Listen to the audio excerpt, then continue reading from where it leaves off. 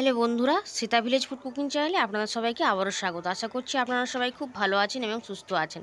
তো প্রত্যেক দিনের মতো আজকেও আমি একটা রেসিপি নিয়ে হাজির হয়ে গেছি। তো আজকে একটা খুবই স্বাস্থ্যকর এবং সিম্পল একটা রেসিপি, সেটা হচ্ছে লাউ দিয়ে ডাল রান্না। তো সেই জন্য আমি কড়াইতে কিছুটা জল দিয়ে দিয়েছিলাম, আর মুসুর ডালটা আমি দিয়ে দিচ্ছি। খুব ভালো করে মুসুর ডালটা ধুয়ে জলের মধ্যে দিয়ে ঢাকা দিয়ে দিলাম। আর এদিকে ততক্ষণ আমি লাউটা কেটে নিয়েছি। খুব কচি একটা লাউকে আমি কিন্তু কেটে নিয়েছি, আর লাউটা কিন্তু খুব সরু সরু করে কাটতে হবে। আর আগে লাউটা পিস করে ধুয়ে নিয়েছি, তারপর কিন্তু কেটেছি।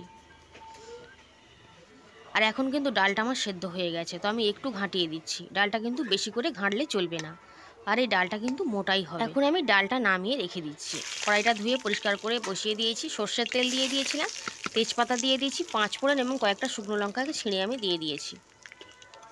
আর লাউ ডালে বন্ধুরা এই শুকনো লঙ্কাটা দিতেই হবে এবং তেজপাতাটা কিন্তু দিতেই হবে, দিলে কিন্তু ডালটা খেতে বেশ ভালো লাগবে। দিয়ে দিলাম 1/2 চামচ মতন হলুদ গুঁড়ো, আর দিয়ে দিচ্ছি 1/2 চামচের একটু বেশি জিরের গুঁড়ো এবং ধনিয়া গুঁড়ো। দিয়ে তেলের উপর একটু কিন্তু ভাজা করে নেব। তেলের উপর একটু ভাজা করে নিয়েছি। এবার আমি দিয়ে দেবো আগে থেকে কেটে রাখা লাউটা। লাউটাকে দিয়ে কিন্তু খুব ভালো করে কষিয়ে নেব সমস্ত মশলার সাথে। লাউ ডালটা এরকমভাবে আপনারা খেয়ে দেখবেন বন্ধুরা, লাউ ডাল দিয়েই কিন্তু ভাত খাওয়া হয়ে যাবে। যে কোনো দিনই কিন্তু যে কোনো সময় আপনারা এটা বানিয়ে নিতে পারেন। লাউটাকে খুব ভালো করে মশলার সঙ্গে কষিয়ে নিয়েছিলাম, তারপর দিয়ে দিলাম লবণ। লবণটা দিয়ে আরও কিছুক্ষণ কিন্তু এভাবে ভাজতে থাকবো। লবণ দিলে কিন্তু লাউ থেকে জল ছেড়ে দেবে। লাউটাকে তেলের উপর এভাবে কিছুক্ষণ কষিয়ে নিলে খেতে কিন্তু বেশ ভালো লাগবে লাউ ডালটা। অল্প করে লাউ থেকে জল ছেড়ে দিয়েছিল, তো সেই সময় আমি কিন্তু অল্প জল দিয়ে ঢাকা দিয়ে দিলাম, বেশি জল কিন্তু দেব না। কিছুক্ষণ পর ঢাকনাটা খুলে নিয়েছি।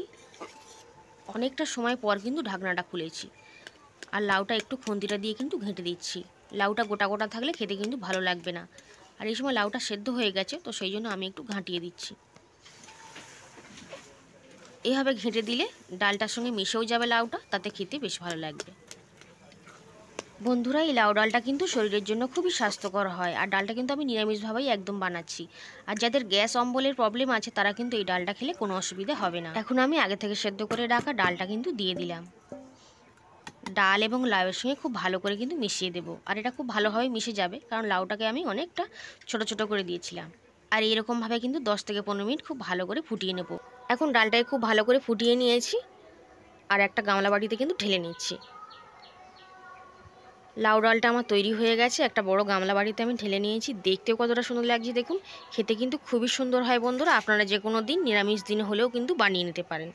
আশা করি আপনাদেরও বেশ ভালো লাগবে। আর লাউ ডালের রেসিপিটা কেমন লেগেছে কমেন্ট করে অবশ্যই জানাবেন। আর যদি ভালো লাগে আপনারাও বানিয়ে খাবেন। আজকের রেসিপি তাহলে এই পর্যন্তই। আবার হাজির হয়ে যাবে অন্য কোনো রেসিপি। ততক্ষণে আপনারা সবাই খুব ভালো থাকবেন এবং সুস্থ থাকবেন।